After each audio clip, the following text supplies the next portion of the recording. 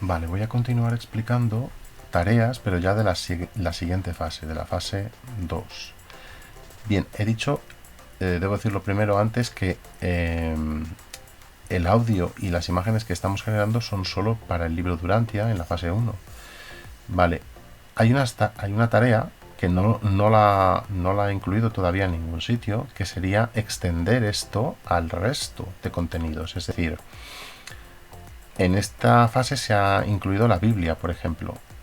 Sería fabuloso que el audio no sea solo del libro Durantia, que la Durantiapedia sea una página que cualquier persona que tiene problemas de lectura o es invidente, por ejemplo, pudiera acceder al contenido porque está todo en formato de audio.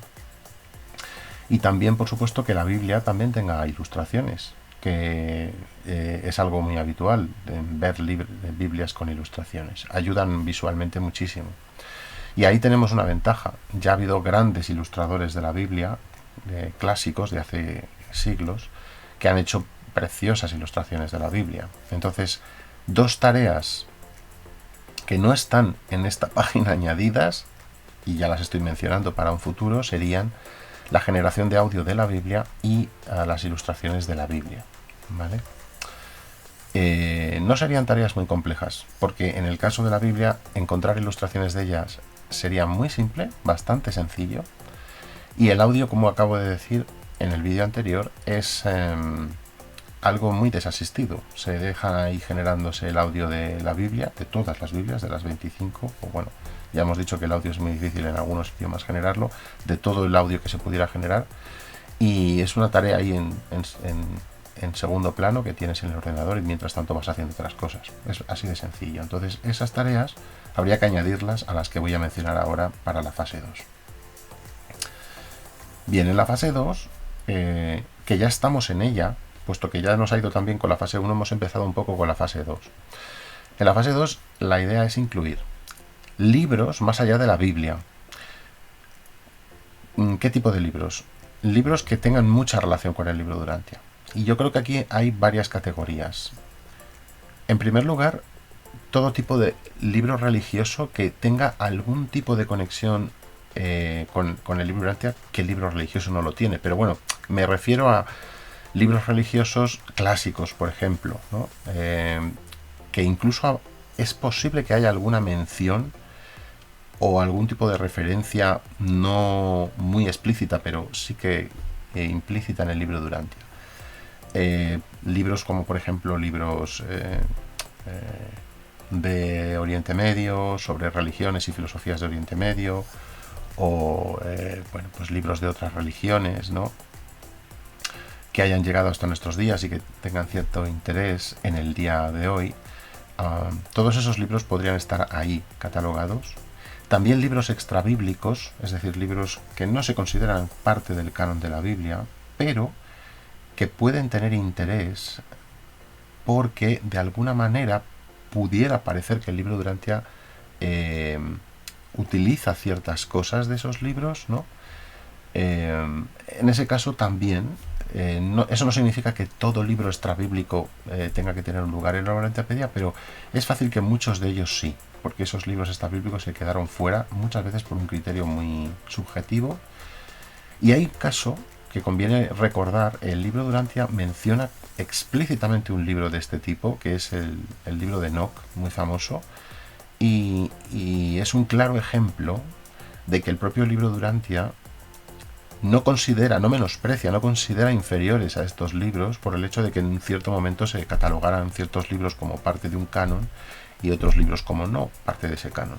En este caso ese libro se quedó fuera de la Biblia cuando es un claro ejemplo de un libro fabuloso, fabuloso, hasta no puedo decir cuánto en cuanto al contenido que tiene, tanto que es que el propio libro Durantia lo menciona como un libro que le interesó particularmente a Jesús cuando lo leyó.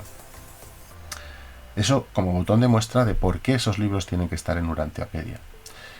Bien, ¿qué trabajo hay que hacer con esos libros? Bueno, y continúo con el resto de libros porque el trabajo es el mismo para todos. El segundo tipo de libros que habría que incorporar es un catálogo de libros, una pequeña biblioteca de libros de unos 100 y pico libros, que un lector del libro Durantia ha detectado que tienen paralelos sospechosos de que los reveladores hayan podido usar. Entonces, ya solo la mera sospecha de que esos libros puedan tener contenidos muy parecidos a los del libro Durantia, yo creo que hace interesantes esos libros. Por supuesto, son libros escritos antes de 1920-1930, y tienen que ser libros modernos. No estamos hablando de libros muy antiguos, porque en realidad el libro Durantia rescata todo lo que hasta esa fecha se había escrito, y que de alguna manera tenía valor, y entonces ya ellos sobre eso revelan, ¿no? Y ese catálogo creado por este lector creo que es súper interesante. Esos libros, la mayor parte de ellos están ya de dominio público, así que se puede hacer uso de ellos libremente, lo cual es una ventaja. E incluso ya hay páginas web donde se pueden encontrar porque han sido escaneados y están siendo compartidos de manera pública. Es un trabajo en varios niveles de dificultad según y cómo encuentres cada uno de esos libros, pero en conjunto no es muy complicado porque ya está escrito lo que hay que introducir, es simplemente una conversión lo que hay que hacer. Y ahora explico en qué consistiría esa conversión. Por último, libros de lectores. Es decir, si un lector ha escrito un libro, lo quiere compartir de manera pública, y por supuesto sigue teniendo el copyright de ese libro, y por supuesto ese libro no se puede modificar y nadie lo puede modificar una vez lo subimos a Durantiapedia. Es el trabajo de un autor y no es simplemente un contenido que luego cualquiera va a poder modificar en un futuro. Eso quedaría restringido, no serían libros que cualquiera pudiera modificar. Pero libros de lectores que hayan querido darlos y publicarlos en la Durantiapedia sería ese tercer grupo.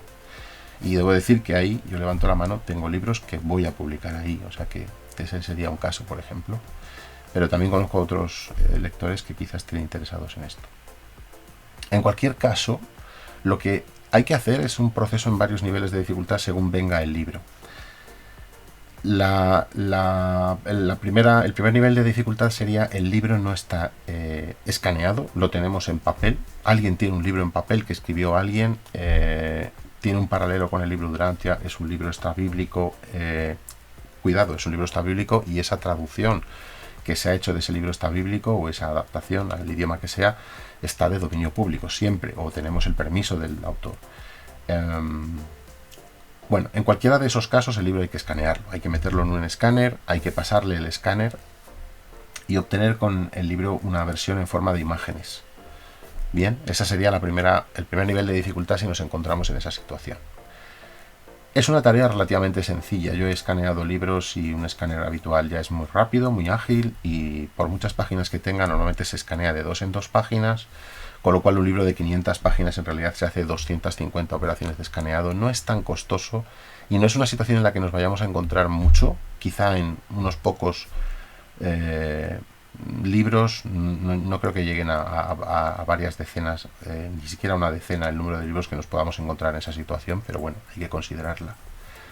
El siguiente nivel de dificultad cuando hacemos esta tarea puede ser: vale, el libro ya está escaneado, pero alguien lo escaneó y lo dejó solo como imagen. Porque la siguiente fase de esto es: hay que convertir el libro escaneado en un texto que ya sí se pueda procesar. Bien, si está como imagen, lo que yo suelo hacer es usar un software que se llama Tesseract, como lo de los Vengadores, el Tesseract, pues lo mismo, ese es el nombre del programa, es de Google, me parece, si no me equivoco, es de dominio público, o sea, es open source y se puede usar libremente, y yo creo que es el software que ellos utilizan para escanear libros y ponerlos en Google Books. Me parece que es, si no es ese software, será una derivación de él. Es un software muy poco agradecido porque todo funciona por la línea de comando, así que no se puede esperar que sea como el típico programa OCR, que les hay muy buenos, que tú te lo compras, lo instalas. Es un OCR gratuito, vamos a decir. OCR es el tipo de programas que se suelen usar para estas tareas, ¿no? Bien, eso lo que hace, y este programa es bastante bueno, hay que decir, la verdad es que yo lo he usado bastante y hace un esfuerzo grande, porque muchos libros de estos vienen con garabatos, tachones, ya son viejos y por consiguiente han pasado por muchas manos, y a veces a lápiz o tal, te encuentras cosas en el libro que destruyen por completo la capacidad de cualquier programa para reconocer bien los caracteres, ¿no? Entonces, cuando pasas esos programas es fácil que luego te encuentres una cantidad de letras sin sentido muy grande, y este por lo menos hace un gran esfuerzo por distinguir qué está bien y qué no está bien. Bien, eso nos genera un texto. Nos pasamos ese programa, que eso es una tarea que la tenemos ya bastante controlada, y esas imágenes, cada una era una página o dos, acaban convertidas en unos archivos. Y luego se hace una fusión de todos en un santiamén con un programita que tenemos. Entonces, al final tienes un fichero único de texto con todo el libro en forma de texto. Siguiente nivel de dificultad.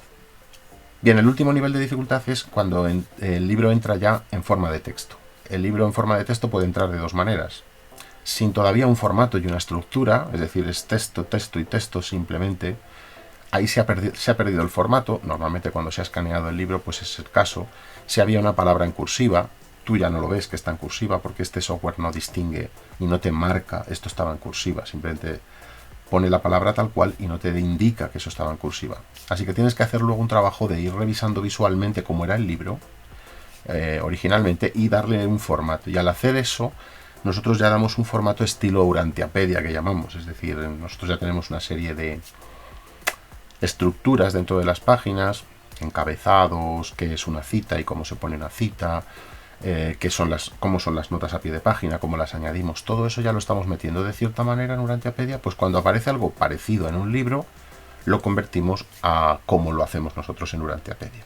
Esta es la tercera fase de esta tarea de los libros, ¿no?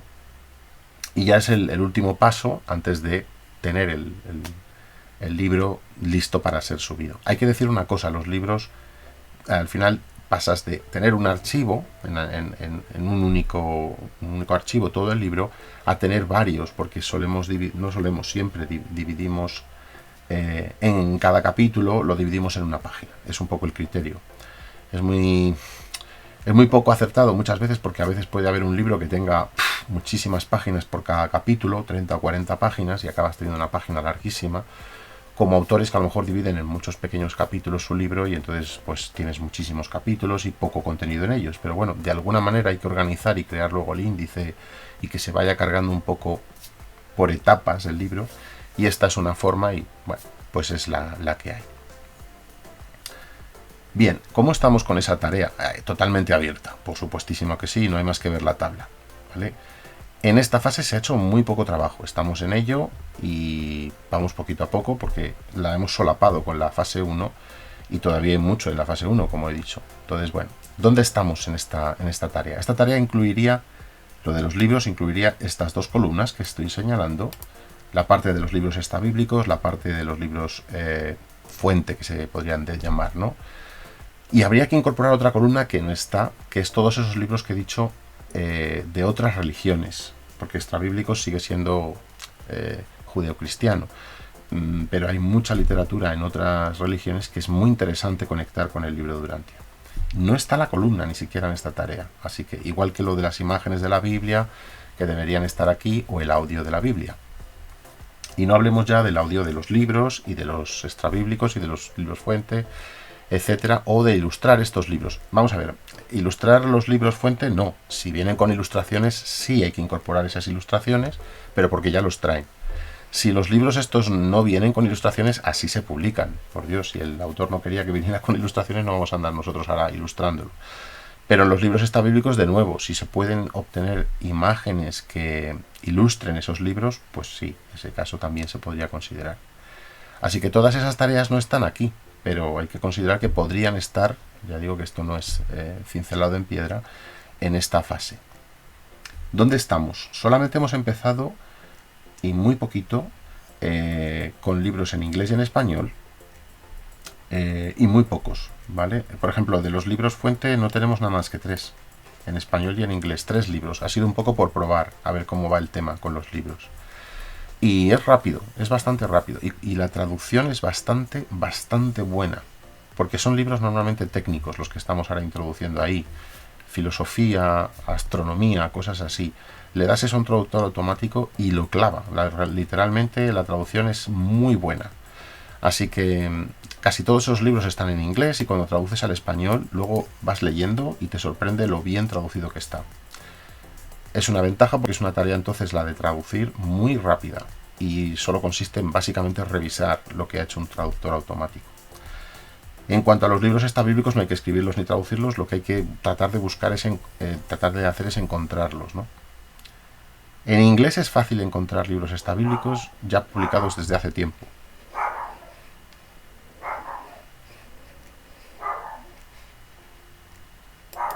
Perdón, he pausado un momento el vídeo porque tenía al perrillo haciendo ruido en casa. Entonces, iba hablando del progreso que tenemos con los libros fuente, con los libros extrabíblicos y lo que se ha hecho hasta ahora. Y pues lo que decía, resumiendo, se ha empezado, nada más que empezado en estas tareas. Hay mucho trabajo por hacer en cada una de ellas. Y ya digo que habría una tercera tarea aquí que no está incluida, que es los libros religiosos de otras religiones.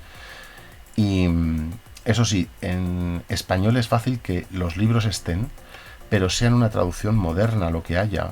No es habitual que haya una traducción hecha hace 100 o 100 y pico de años de un libro de otra religión. No ocurre eso en España con facilidad. Y por consiguiente, muchos de los libros extrabíblicos o de otras religiones no podemos usarlos porque tienen copyright reciente.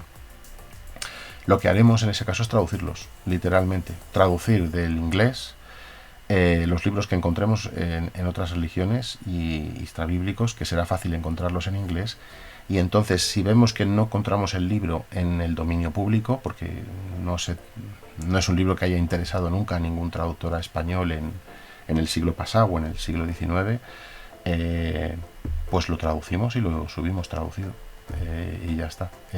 Ahí habrá más riesgo de que se equivoque el traductor, porque estamos hablando de libros de religión y antiguos, y puede ser que las traducciones no sean tan buenas, pero bueno, podemos hacer una cosa, y es, si tenemos el libro moderno, traducido por un traductor moderno, ponérnoslo al lado, ver qué ha traducido el traductor automático, y si vemos que alguna cosa está claramente mal, pues hacer una pequeña corrección y ya está. Pero de esta manera evitamos cualquier problema de copyright que pudiera surgir por estar incorporando ese tipo de libros en nuestra página web. Vale, no digo más sobre ese tema. Más cosas de esta fase. Los artículos y las ayudas de estudio, que las voy a mencionar a la vez porque son un poco más o menos lo mismo. A ver, este tipo de contenidos ya está escrito, no lo tenemos que escribir, simplemente hay que incorporarlo. Lo que ocurre es que es mucho trabajo porque hay un montón de cosas hechas. Hay muchos artículos que están normalmente en revistas que se publican por diferentes asociaciones, y luego hay ayudas de estudio que o bien están en las páginas de las asociaciones, o bien alguien ha creado y tienen alguna página propia, etc. La distinción entre ayuda y artículo es un poco difusa. Un artículo es algo breve, normalmente de opinión, suele ser algo que no es con fines didácticos, sino con fines de investigar o averiguar algo sobre una cosa o resaltar algo para los lectores. Mientras que las ayudas de estudio es algo ya sesudo, grande, como casi un libro, en el que hay un contenido muy pedagógico con la finalidad de que alguien que está leyendo quiera entender el libro durante ahí, y entonces se le ofrecen pistas de cómo entender cada sección, etcétera. Es un poco esa, yo creo, la distinción entre una cosa y la otra, pero las subimos todas, las dos cosas, en la estructura de carpeta similar. Y el proceso es un poco como los libros, porque nos podemos encontrar con la situación de tener revistas que han sido escaneadas pero no han sido procesadas con un OCR. Lo mismo que con los libros, las mismas situaciones que he mencionado, las mismas etapas se pueden dar aquí, pero es muy raro que no tengamos el artículo ya digital, ya en un formato que podamos copiar y casi pegar en el Aurantiapedia. Todo depende un poco, a veces es más sencillo, a veces no, encontrar algo que al copiar y pegar queda bien ya en Aurantiapedia. Otras veces lo normal es que copias, pegas, pero luego necesitas un poco de trabajo con cada una de las páginas, porque el formato no se ha pegado correctamente según nuestros estilos habituales en la página. Pero es un proceso más que nada de copiar y pegar. Y la traducción, lo de siempre, automática, queda perfecta. Ya he hecho pruebas con algunas traducciones automáticas de algunos artículos y las he traducido de inglés al español y sencillamente tengo que cambiar una palabra de cada 200. Es muy buena la traducción que hay ya hoy en día. Así que es una buena noticia para ir volcando en el resto de idiomas todos estos contenidos. Una vez ya estén bien subidos en un idioma y el formato ya esté, hay que conseguir que todavía no lo tengo muy claro cómo hacerlo, pero creo que se puede hacer. Hay que conseguir que el traductor automático reconozca lo que es formato de lo que no y lo mantenga.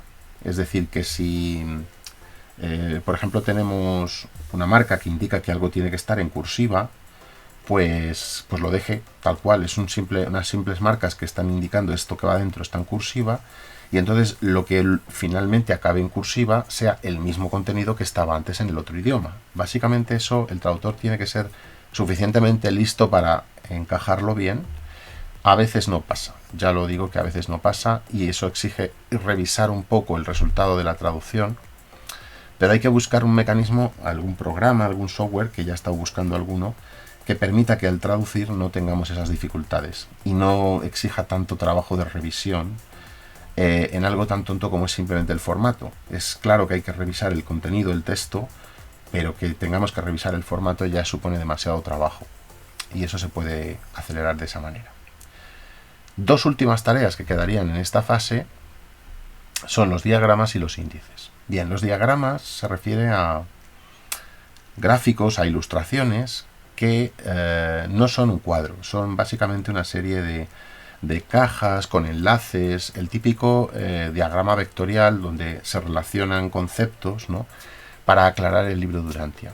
Estos diagramas normalmente la gente los dibuja en algún programa vectorial, pero luego por alguna extraña razón los convierte a PDF o los convierte a imagen, a PNG o algún formato como JPG, y has perdido la capacidad para ver dónde está el texto y poder traducirlo de una manera automática. Si quieres hacer una versión en varios idiomas de esa imagen, te toca abrir el Photoshop o algún programa de edición de imagen, borrar la palabra que venga en no sé qué idioma y dibujarla, escribirla dibujada, la palabra en otro idioma. Es terroríficamente largo un trabajo así en 25 idiomas.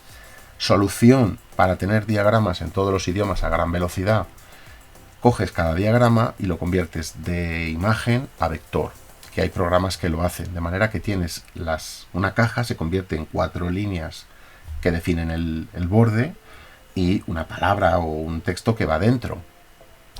Ya el texto es texto, no es una imagen, con lo cual, como es texto, podemos arrastrar, soltar al traductor ese mismo fichero, y el traductor va a ignorar todo lo que sean cajas, porque él no tiene nada que decir ahí, y va a coger lo que solamente son textos y lo va a traducir. Y con eso le dices, pues lo haces igual con 25 idiomas y ¡pam! En 10 segundos tienes todo traducido de todos los diagramas. El trabajo al final ha sido no traducir, que eso ha sido muy rápido, sino conseguir el diagrama en un formato vectorial. A veces vamos a poder rescatar el formato vectorial porque originalmente alguien hizo el diagrama en un programa vectorial y todavía lo tiene.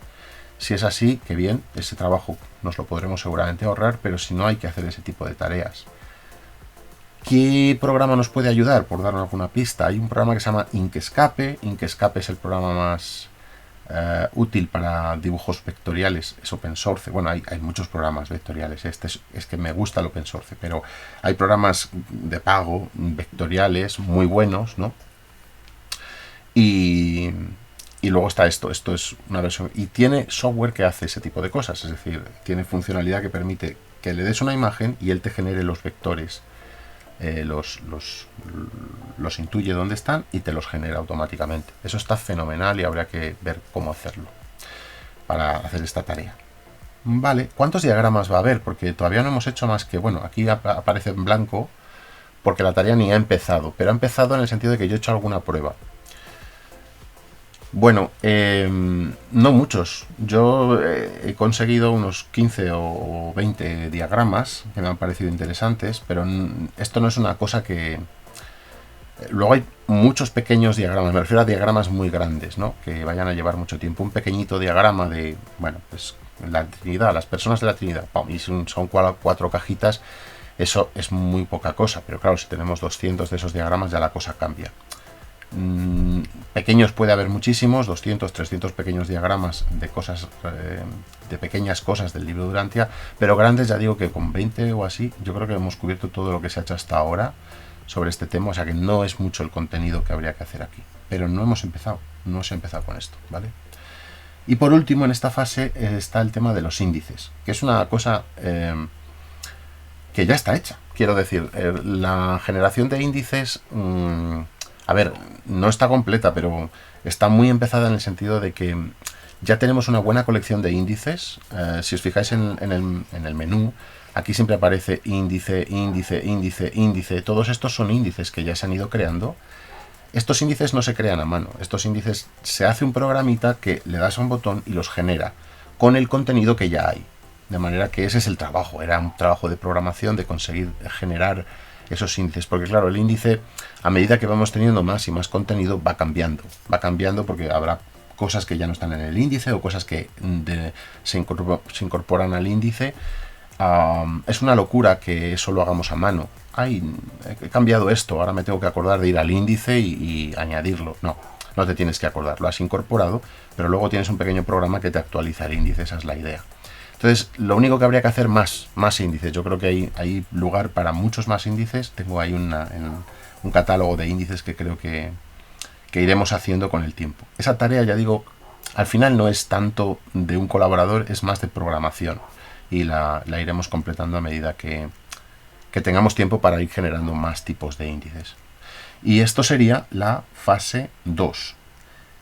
Ahora pasaríamos a las siguientes fases.